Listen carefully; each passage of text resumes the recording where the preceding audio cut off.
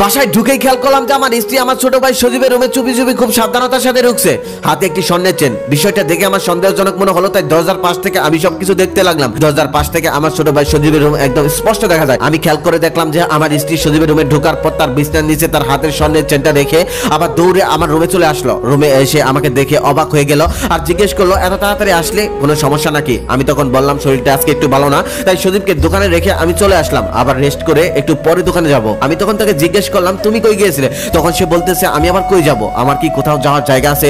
আমি কাজ করছিলাম, রান্নাঘরে কত কাজ পড়ে আছে। তোমার ছোট ভাই একটা ফকিনীর মেয়েকে বিয়ে করে এনেছে, সে কোনো কাজ করে না, দেখো গিয়ে সাথে বসে আছে, আর সমস্ত কাজ আমার একাই করতে হয়। আমার দেবর যে এটাকে কি দেখে ভালোবেসে বিয়ে করে আনলো আমি বুঝতে পারছি না। প্রেমের ফাঁদে ফেলে আমার দেবরের মাথাটা গেছে, কবে যে ওই ফকিনীর মেয়েটা আমাদের সমস্ত সম্পদ নিয়ে পালিয়ে যায় এই ভয়ে থাকি আমি সব সময়। ততক্ষণে আমার বোঝার বাকি রইল না যে আমার ছোট ভাইয়ের বউকে ফাঁসানোর জন্য আমার স্ত্রী এমনটা করছে, আর ওর এমনটা করার কারণ হলো ওর চাচাতো বোনকে দিয়ে সজীবের বউ বানাতে চেয়েছিল, কিন্তু সজীব এই মেয়েটাকে ভালোবাসতো বলে এই মেয়েটাকেই পালিয়ে বিয়ে করেছে। আমরা রাজি ছিলাম না। বাবা মারা যাওয়ার পর ওকে আমি আমার সন্তানের মতোই বড় করেছি, তবে পালিয়ে বিয়ে করাতে আমার অনেকটা কষ্ট লেগেছিল। তবে এই মেয়েটা বাড়িতে আসার পর এর আচরণ আর ব্যবহারে অনেকটা কষ্ট ঘুষে গেছে। এখন আর আমার কোনো অভিযোগ নেই। আমার মনে হয় সজীব ভালোই করেছে, মেয়েটা অত্যন্ত ভালো, সুন্দরী, শুধু ফ্যামিলি একটু গরিব। আমি মেয়েটাকে মন থেকে মেনে নিয়েছি, কিন্তু আমার স্ত্রী কিছুতেই মেনে নিতে পারেনি।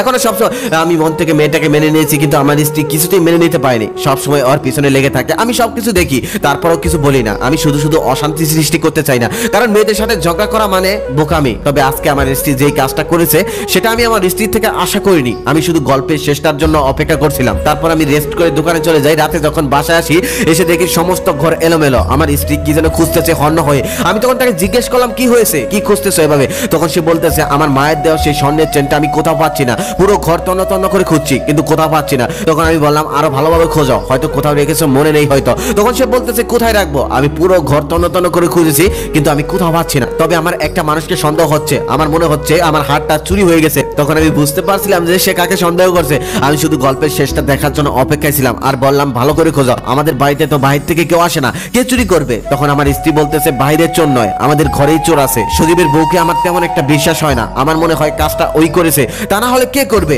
আমাদের বাড়িতে তো বাহির থেকে কোনো মানুষ আসে না। তখন আমি বললাম, কাউকে না দেখে এমন ভাবে বলা ঠিক না। তখন সে বলতেছে, সবসময় ছোট ভাইয়ের পক্ষ নাও, কয়েকদিন ধরে খেয়াল করে দেখছি আমার থেকে ছোট ভাইয়ের বউটাকে বেশি আপন মনে হচ্ছে তোমার। তখন আমি কিছুই বললাম না, আমি শুধু গল্পের শেষটার জন্য অপেক্ষায় রইলাম। তারপর রাতে খাবার টেবিলে আমার স্ত্রী সজীবকে বলল, সজীব তোর সাথে আমার একটা কথা আছে। সজীব বলল, কি কথা? তখন আমার স্ত্রী বলতেছে, তুই বিয়ে করার আনার পর থেকে আমার ঘর থেকে এটা ওটা হারিয়ে যাচ্ছে, ছোট জিনিসটাই আমি কখনোই কাউকে কিছু বলিনি, তবে আজকে আমার মায়ের দেওয়া সেই স্বর্ণের চেনটা পাচ্ছি না, আমার মনে হচ্ছে তোর স্ত্রী এটা নিয়েছে। আমি সবকিছু শুনছিলাম চুপ করে, কোনো কথা বলছিলাম না। সজীব তখন বলল, কি বলো ভাবি, আমার স্ত্রী তো এমন না। আমার স্ত্রী তখন বলতেছে, সাদা চামড়ার প্রেমে পড়ে তুই অন্ধ হয়ে গেছিস, তোকে বলে কোনো লাভ নেই, এতদিন যা হারিয়েছে ছোটখাটো জিনিসটা আমি খুঁজিনি, তবে এটা আমার মায়ের দেওয়া স্বর্ণের চেন, এটা আমার খুঁজতেই হবে, আমি পুরো ঘর তন্ন তন্ন করে খুঁজবো তোদের। এই বলে আমার স্ত্রী দৌড়ে সজীবের রুমে চলে গিয়ে এদিক সেদিক খোঁজাখুঁজি করতে লাগলো। আমার স্ত্রীর অভিনয় দেখে আমি হতবাক হচ্ছিলাম, অবাক হচ্ছিলাম। এক পর্যায়ে বিছানার চাদর উঠালো আর সেখানে স্বর্ণের চেনটা পাওয়া গেল। তারপর আমার স্ত্রী অনেক কিছু বলতে লাগলো, তোমাদেরকে আমি আগেই বলেছিলাম কিন্তু তোমরা তো আমার কথা বিশ্বাস করলে না। আমি আগেই বলেছিলাম এই ফকিনীর মেয়েটাকে আমাদের বাড়িতে এনো না, এই ফকিনীর মেয়ে কি এত দামি দামি জিনিসের লোভ সামলাতে পারবে?